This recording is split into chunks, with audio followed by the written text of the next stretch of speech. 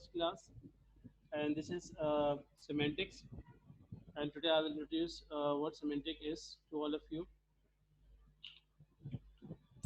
But before starting this course, you should remember that the aims and objective of this course. What is the purpose? Why do we have this course for you at this level? So the purpose of this course is, or the aim of this course is to introduce students to the basic concepts and of semantics. जो semantics के जो basic concepts हैं वो आपको मालूम होने चाहिए.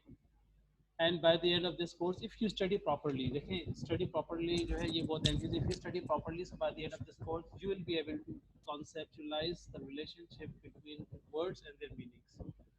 In everyday life, we speak English, we write English, we read English, but majority of the those who read, write, or speak English, they don't know about semantics.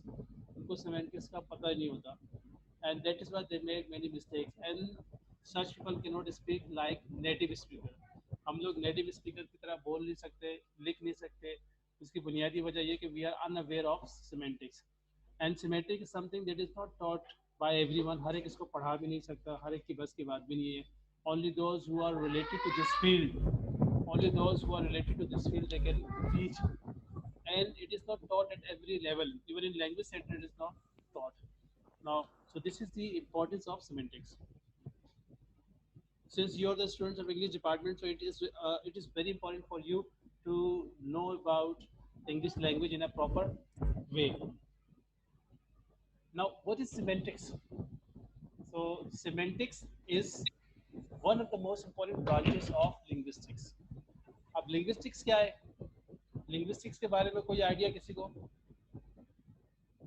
What is linguistics, by the way? Can anyone tell me about linguistics? Sir, in linguistics we study about language. तो linguistic जो है याद रखिएगा, it is a science.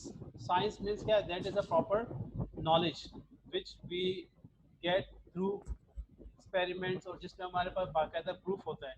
So linguistic is a scientific study of any language. Linguistic is a scientific study of any language. Means if you have studied linguistics, you will justify things in a proper manner whatever you use in your language. For example, आपने passive का इस्तेमाल किया है. अब अगर आपसे कोई पूछता है कि आप यहाँ पे एक्टिव क्यों नहीं इस्तेमाल कर रहे, आपने पैसिव क्यों इस्तेमाल किया है, तो आप उसको जस्टिफाई करके बता सकते हैं अगर आपके पास लिंग्विस्टिक की नॉलेज होगी और लिंग्विस्टिक के अंदर सिमेंटिक्स की नॉलेज होगी. Are you getting me? If you have the knowledge, क्योंकि लिंग्विस्टिक की एक क्लास है सिमेंटिक्स, अगर आपको इसकी नॉलेज होगी, you will tell that person that I have used passive voice here. Why? Because it is because of the reason that I have used passive voice. आपने अक्सर लोगों को देखा पैसिव का इस्तेमाल जो है अननेसेसरी कर रहे होते हैं, या इसके अलावा बहुत सी जगह पे आपने लोगों को देखा होगा कि वो गलत अंग्रेजी, जैसे मिसाल के तौर पे open the switch, open the light, open the fan, ठीक है. और there are many so many examples like this. Why? Because they don't know about semantics, उनको उन चीज़ों को पता नहीं होता. So it is a very important branch of linguistic. Linguistics बहुत सारी ब्रांचेज हैं और भी बहुत सारी ब्रांचेज हैं because it is a complete science. So this branch with semantics, it deals with the meaning of words, phrases, and sentences. Again, semantics is one of the important branches of linguistics that deals with the meaning of words, phrases, and sentences. It deals with the reading comprehension of the readers as to how they understand others and their interpretations. आप जब read कर रहे होते तो उसमें भी आपको बहुत प्रॉब्लम्स का सामना करना पड़ता होगा, because you may misunderstand many things, or you may not be able to understand many things because of the links, because of the connections, because of the words or phrase, because of the meanings. So semantic is something that help us out. Semantic is central to the study of communication. ज़ाहिर हर इंसान communication करता है. there is not a single person who avoids communication. Communication हम हर शख्स कर रहा होता है. And there are two types of communication, verbal and non-verbal communication. तो वर्बल कम्युनिकेशन होगी. अब वर्बल की भी एग्जाम है हमारे पास, written communication and spoken communication. So semantic is central to the study of communication, and as communication becomes more and more crucial factor in social organization, so need to understand semantics becomes very important. जैसे जैसे आप चाहेंगे कि अपनी communication, या आप चाहेंगे कि सोशल ऑर्गेनाइजेशन में आपकी अहमियत बढ़े तो आपको एक अच्छा कम्युनिकेटर होना पड़ेगा, तो उसके लिए आपको सिमेंटिक्स पे मजीद गिरफ्त हासिल करनी होगी. It is also, semantics is also at the center of the study of human mind, thought, processes, cognition, conceptualization. इन सब में सेंट्रल जो फिगर है वो सिमेंटिक्स ही है. Semantic constructs a relation between adjoining words and clarifies the sense of a sentence, whether the meanings of words are literal or figurative.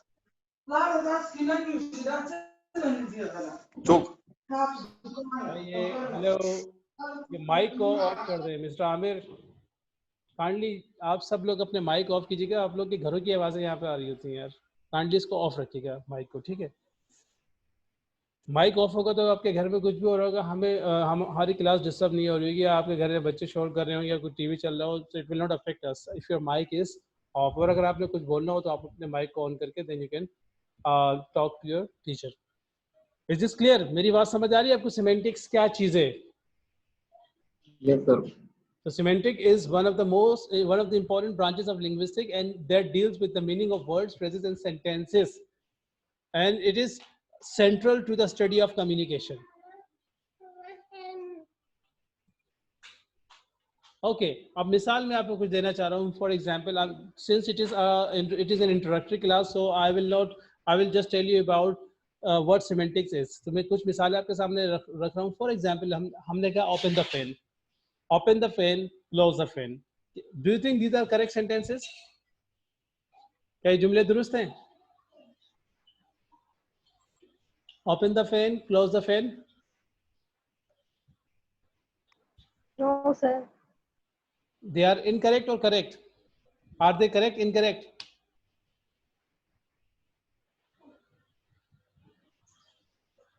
Yes, no reply. Are they correct or incorrect? Open the fan, close the fan. Sir, incorrect. Incorrect है. लेकिन याद रखिएगा grammatically they all are correct. अगर आप grammar के उस पर देखेंगे on the ground of grammar, so they all are correct. Grammatically they are correct but semantically they are incorrect. जहाँ पे ये इनकरेक्ट है वो किस ग्राउंड पर है इनकरेक्ट? तो वो सिमेंटिक ग्राउंड पर इनकरेक्ट है.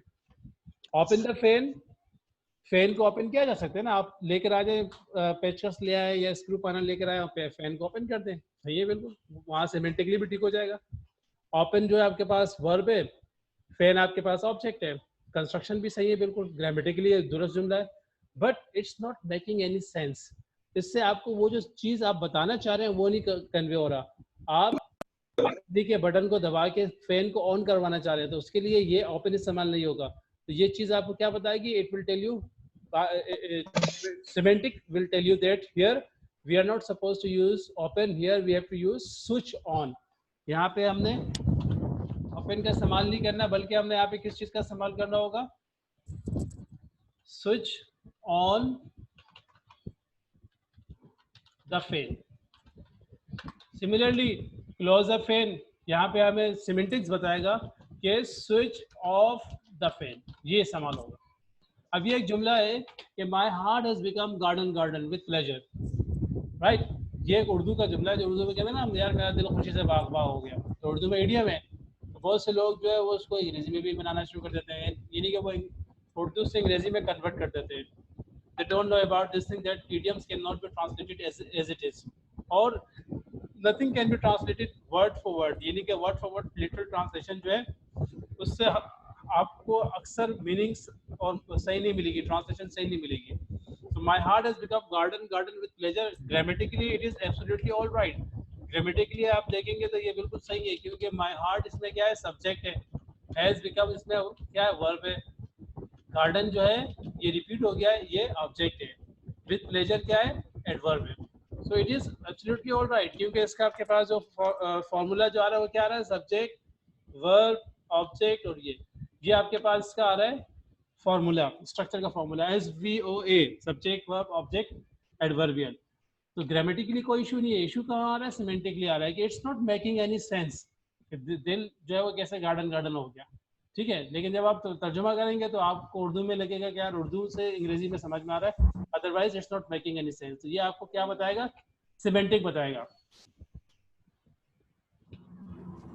तो जब आप सिमेंटिकली इसको स्टडी करेंगे तो आपको पता चलेगा कि इसका मतलब है कि मैं बहुत खुश हो चुका हूँ। ठीक है, तो आप क्या कहेंगे? I am very happy. This is semantically you have corrected the sentence. I am very happy, my heart is become मीनी, मेरा दिल खुशी से बाग बाग हो गया। इसमें I have become very happy और आई एम वेरी हैप्पी। इसी तरह एक जुमला है जो उर्दू में हम कहते हैं मैं आपके दिल में खुशी दाखिल करना चाहता हूँ। ठीक है, यानी मैं आपको खुश करना चाहता हूँ, तो आपने उसका लिटरल कर दिया, I will make happiness enter in your heart. तो ग्रामेटिकली तो इसमें कोई प्रॉब्लम नहीं है, but semantically it has a problem because it's not making any sense. Semantically आप इस जुमले को क्या बोलेंगे? I will make you happy. ये सिमेंटिकली आपके पास करेक्ट जुमला हो गया। इसी तरह से बहुत इंटरेस्टिंग जुमला जो अक्सर लैंग्वेज सेंटर की जिलत ही बना रहता है। लैंग्वेज सेंटर में अक्सर ये जुमला कहा जाता है। ठीक है, यहाँ पे हम स्टूडेंट्स लैंग्वेज सीखने जाते हैं। Bullets are walking in the present. ठीक है, बुलेट्स का मतलब गोलियाँ, वॉकिंग मतलब चल रही हैं, इन द प्रेजेंट सदर में गोलियाँ चल रही हैं, असल में इसका यह मतलब है। ठीक है, तो ग्रामेटिकली ये जुमला बिल्कुल दुरुस्त है, लेकिन it's not making any sense. That is why semantically it is wrong. और उसके लिए सिमेंटिकली क्या आपको करना होगा? समझना होगा कि बात क्या कही जाए। सदर में गोली चली तो सदर एक जगह है, so there is firing at Saddar. ये इसका आपके पास सिमेंटिकली करेक्ट वर्जन है। इसी तरह सिमेंटिक ग्राउंड पे आपको ना सिर्फ जुमलों में, फ्रेजेस में, वर्ड्स में प्रॉब्लम्स मिलेंगी, but sometime you can also find problem with words which have more than one meaning. यानी कि कुछ ऐसे बहुत सारे ऐसे वर्ड्स हैं जिनके एक से ज़्यादा मीनिंग्स हैं और वो भी प्रॉब्लम क्रिएट करते हैं। कुछ ऐसे वर्ड्स हैं which have positive and negative both meanings, they also create problem. तो नॉर्मल कम्युनिकेशन में हमें उस तरह के वर्ड्स को इस्तेमाल करने से बचना होता है। हम उनको इस्तेमाल नहीं करते या फिर हम लोग उनको मजाक करने के लिए इस्तेमाल कर लेते हैं। So normally we avoid such words or we use those words only for fun. She can't bear children. अब ये जुमला है जिसका मतलब जो है कॉन्टेक्स्ट के बगैर जो है वो डबल मीनिंग्स हैं। एक मीनिंग उसकी है कि वो बच्चों को बर्दाश्त नहीं कर सकती। दूसरी मीनिंग इसकी आ रही है कि वो मजीद बच्चे जो है तो she can not give birth to further children, यानी कि वो मजीद बच्चों को पैदा करने की सलाहियत नहीं रखती। अब ये कैसे पता चलेगा? जब कॉन्टेक्स्ट हमारे सामने होगा, अदरवाइज आइसोलेशन में ये जुमला डबल मीनिंग दे रहा है। Why? Because bear has two meanings. तो यहाँ पे ये लेक्सिकल सेमेंटिक्स का रोल हमारे पास आ गया। इसी तरह do you take interest in interest. तो एक इंटरेस्ट का मतलब आपके पास क्या है? दिलचस्पी। और दूसरे इंटरेस्ट का मतलब आपके पास जो है वो क्या है? दूसरे का मतलब क्या है? क्या समझ में आ रहा है आपको? यस, सेकेंड इंटरेस्ट का क्या आप लोगों के ज़हन में मीनिंग आ रही है? Can anyone reply?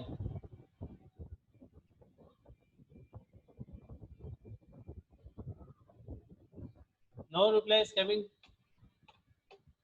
आप में से कोई जवाब देगा कि एक इंटरेस्ट का मतलब तो जो है वो आ रहा है इंटरेस्ट, जिससे हम दिलचस्पी कहते हैं। What is the meaning of second interest? सूद। तो अब ये क्या है कि we should avoid such words which have more than one meaning in this sense. So do you take interest? An interest, second interest is used as a noun which means soothe. First दोनों ही आपके पास noun के तौर पे इस्तेमाल हुए, लेकिन पहले वाले का जो मतलब है वो है दिलचस्पी, दूसरे वाले का मतलब है सूद। तो इस सिमेंटिक्स का जो ये रोल है इसको बहुत सी जगहों पे एक्सप्लॉइट भी किया जाता है। फॉर एग्जांपल इसका एक्सप्लॉइटेशन बहुत ज़्यादा डॉक्यूमेंट्स में भी हो सकता है, इसलिए कहा जाता है whenever you sign any document, so you must read the documents, because over there once you sign, so it means that your approval is there। अब उसमें जो भी लिखा होगा वो आपकी मर्जी से हुआ है, अगर से आपने पढ़ा कुछ भी नहीं है, लेकिन साइन करके आपने अपनी मर्जी शो कर दी है। तो सिमेंटिकली वहाँ पर भी एक्सप्लॉइटेशन हो सकती है और बहुत होती है डॉक्यूमेंट्स में। इसी तरह से आप लोग कोई एग्रीमेंट साइन करते हैं, उसमें भी क्या है, सिमेंटिकली बहुत ज़्यादा एक्सप्लॉइटेशन हो सकती है। ऐसे ऐसे वर्ड्स का इस्तेमाल किया जा सकता है जिसके ज़रिए वो अपना मकसद आराम से हासिल कर सकते हैं। But when you read, so you realise, और आपको कुछ दिल में खटकेगा, यार ये वर्ड इस्तेमाल किया, इसका मतलब तो ये क्यों इस्तेमाल किया, what is the meaning of this sentence, and you will try to get the clarification of the sentence और आप उनसे ये कहेंगे भाई कि आप इस जुमले की जगह कोई और जुमला इस्तेमाल करें जिसमें ये नेगेटिव मीनिंग ना हो, क्योंकि ये तो नेगेटिव मीनिंग दे रहा है, इसकी डबल मीनिंग है और it can create problems for me. He eats 2 tablets after eating lunch. अब अगर आप उर्दू से अंग्रेजी में जाएंगे, अगर आप उर्दू से अंग्रेजी में करेंगे तो उर्दू में भी हम कहते हैं यार आपने टेबलेट्स खा ली, आपने टेबलेट्स ले ली या खा ली, ठीक है, मैंने अपनी दवाइयाँ खा ली। तो खा लेने से मकसद ये नहीं ईट करना होता है। तो सिमेंटिक आपको बताएगा कि यहाँ पे ईट नहीं लगेगा बल्कि टेक लगेगा। He takes 2 tablets after eating lunch. तो सिमेंटिक्स बताएगा, ग्रामर ये चीज़ें नहीं बताएगा, आपको याद रखिएगा। ग्रामर आपको सिर्फ स्ट्रक्चर का बताता है, कंस्ट्रक्शन का बताता है और पार्ट स्पीच के हवाले से चीज़ें बताता है। But semantics tell us about meanings, how to get meanings, and it tell us about different words and which words should be used with which words, and then what kind of meaning can we get, positive meaning, negative meaning, or how can we exploit words and how can we stay safe from the exploitation of different words, phrases or sentences. ये कुछ जुमले तो जो मैं आपको बताना चाह रहा था, मैंने सोचा कि आपको बता दूं ताकि आपको पता चले कि सिमेंटिक्स का रोल क्या होता है। And there are many other such sentences in our real life जिनको हम बोलते हैं। और उसके बाद क्या है, एक जुमला जो होता हमारे यहाँ यार बहुत सारे स्टूडेंट वेट कर रहे हैं, उन्हें अलो करें क्लास में। एक सेंटेंस हमारे हाँ बहुत आम है कि यहाँ पे कोई भी वेटिंग रूम में नहीं है और आप लोग टेंशन मत लिया करें, ये मेरा काम है, यहाँ पे कोई भी नहीं वेटिंग रूम में।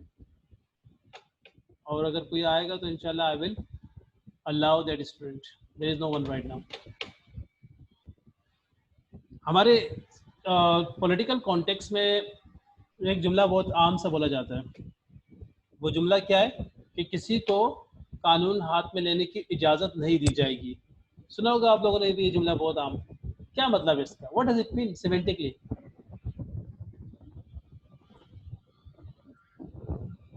किसी को भी कानून हाथ में लेने की इजाज़त नहीं दी जाएगी, इसका सिमेंटिकली क्या मतलब है? आप सिमेंटिक का आपको मैंने बताया ना कि इट डील्स विद मीनिंग्स। क्या समझ में आता है आपको? Yes, can anyone can reply? जो आपको समझ में आ रहा है बता दें। किसी को कानून हाथ में लेने की इजाज़त नहीं दी जाएगी।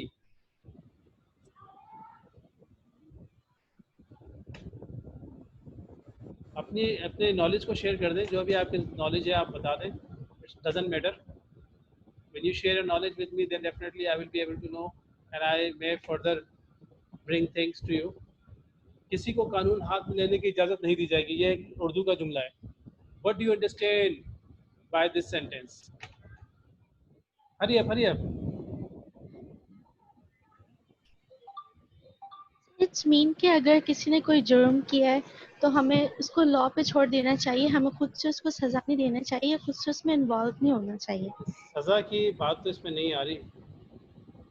मैं ये कह रहा हूँ कि एक जुमला है ना जो अमूमन आपने सुना होगा कि किसी को कानून हाथ में लेने की इजाज़त नहीं दी जाएगी।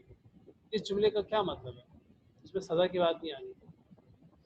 सर किसी को जुर्म करने की इजाजत मतलब नहीं दी जा रही।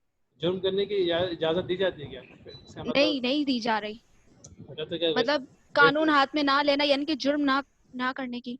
हाँ, लेकिन क्या इसकी इजाज़त दी जाती है? वैसे जुर्म करने की इजाज़त दी जाती है? नहीं दी जाती ना। नहीं। तो फिर ये क्यों कहा जाता है कि किसी को कानून हाथ में लेने की इजाज़त नहीं दी जाएगी? इजाज़त का लफ्ज़ क्यों इस्तेमाल करते हैं ये मुझे बताएं। आप एज अ लिंग्विस्ट इसको स्टडी, क्योंकि आप you are a student of MA English literature and you are also studying subjects, तो आपको मालूम होना चाहिए। क्योंकि जब after completing your MA English literature and linguistics you should use your language very carefully, you should use your words very carefully. तो do you think that किसी को कानून हाथ में लेने की इजाज़त नहीं दी जाएगी? इजाज़त यहाँ पे इस्तेमाल होना चाहिए, क्योंकि अगर आप ये जुमला कहते हैं ना कि किसी को कानून हाथ में लेने की इजाज़त नहीं दी जाएगी, इससे एक सेंस ये सामने आता है कि पहले दी जाती थी।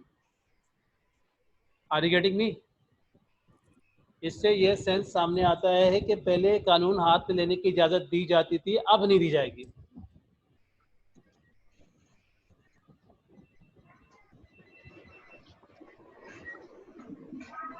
Are you getting me?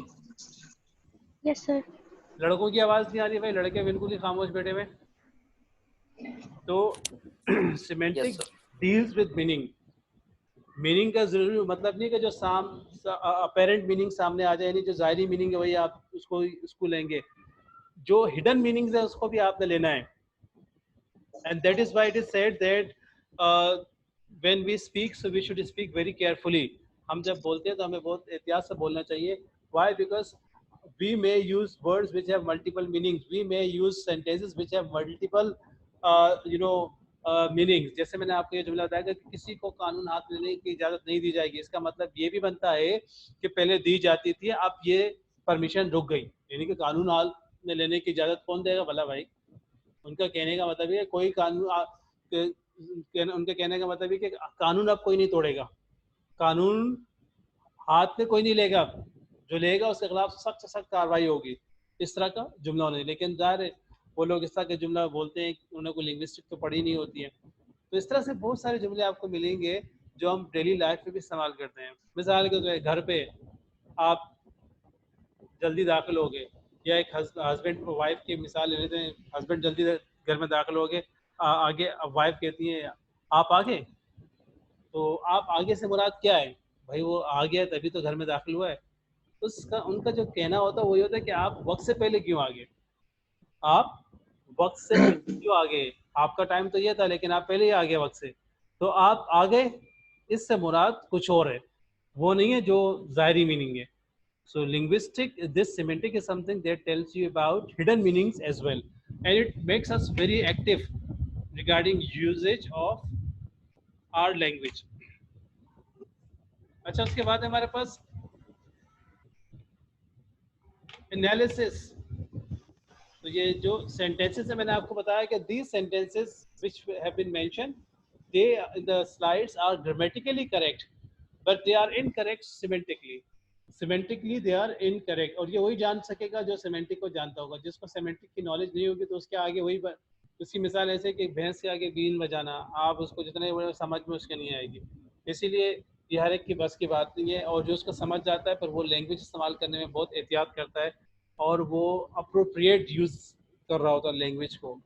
So the sentences mentioned in the previous slides are grammatically correct, but they are incorrect semantically, because some of them make no sense and some of them have wrong collocation.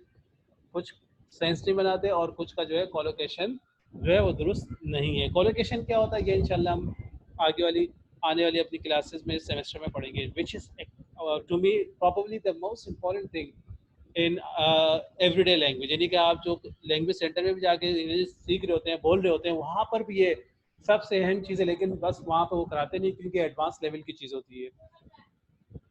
Function of semantics आपको काफ़ी मैंने बता दिया और यहाँ कुछ सामने लिखा हुआ भी है. The purpose of semantics is to propose exact meanings of words and phrases and remove confusion which might lead readers to believe a word has many possible meanings. So what is the purpose of semantics? To suggest exact meanings of words and phrases. यानी कि words, phrases या जो भी आपने इस्तेमाल किया उसका exact meaning क्या है, and to remove confusion. और फिर आप confusion को remove करे जा रहे हैं, which might lead readers, which might cause readers to believe that a word has many possible meanings. Semantics. अब ये आप अपने माइक को ऑफ कर दें काइंडली. आमिर खान आपका माइक बार बार ऑन हो रहा है यार. अगर ज़्यादा प्रॉब्लम करेंगे तो मैं आपको आउट कर दूंगा यहाँ से. काइंडली माइक ऑफ रखिए या कोई ऐसी जगह बैठे जहाँ पे शोर ना हो रहा. Okay. It makes a relationship between a word and the sentence through their meanings. Semantics enable readers to explore a sense of the meaning of a word, phrase, or sentence, and this is what I have told you. So this is a function of semantics. अच्छा, ये this is introduction to semantics. So how can we conclude? Semantics is a study of meaning of a word, phrase, or any sentence. It is central to the study of communication. It is the main part of the study of communication. There may be many sentences or phrases which can be grammatically correct, but they can be semantically incorrect. Grammatically correct होने से हरगिज़ ये मतलब नहीं कि वो semantically भी correct होगा. Semantically और grammatically, semantics and grammar, they both are different things. semantic is a part of linguistics and grammar is simple grammar. Grammatically वो correct हो सकता है लेकिन semantically वो wrong हो सकता है.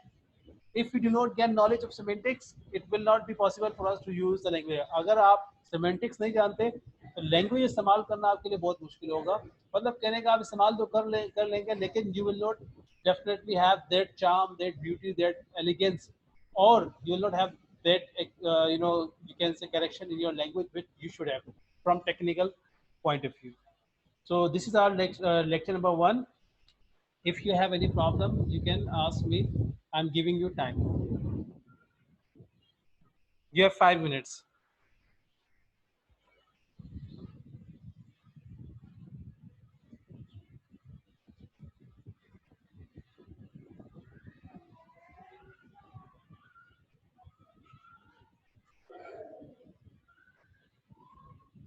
Yes, if anybody has any problems, that student can ask me.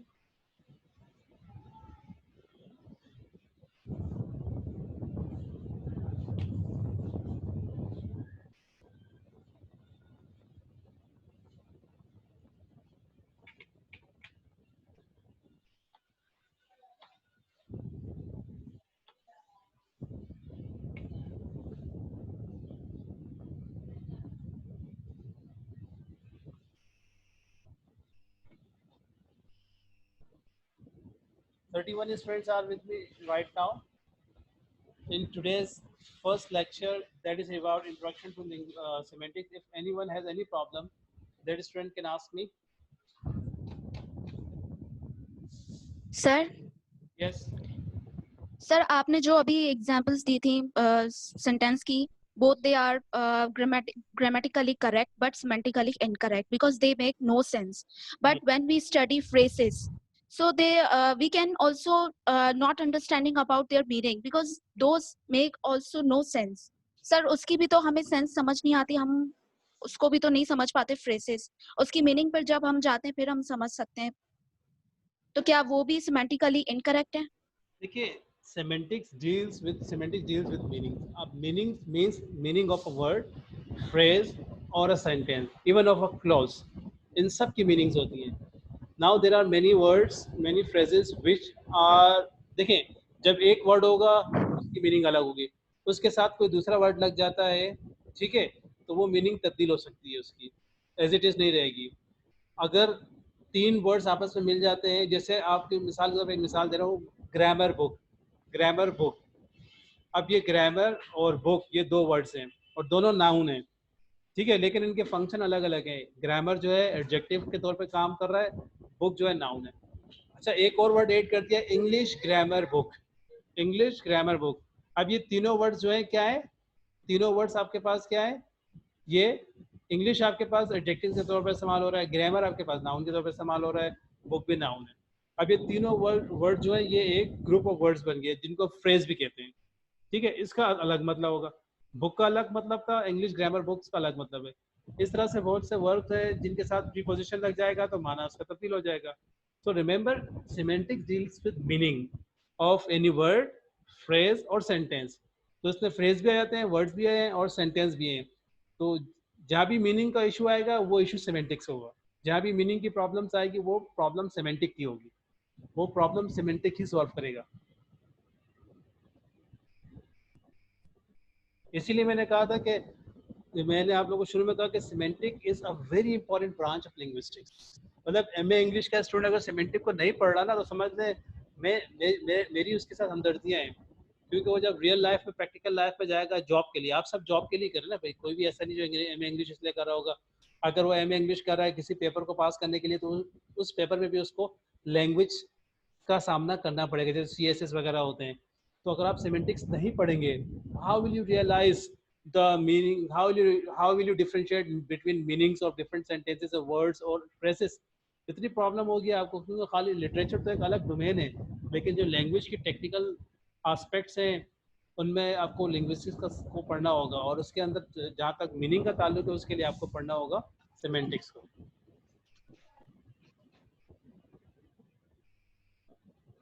Okay, any other question? Because video जो है इसको मैं रिकॉर्डिंग तो स्टॉप कर देता हूँ.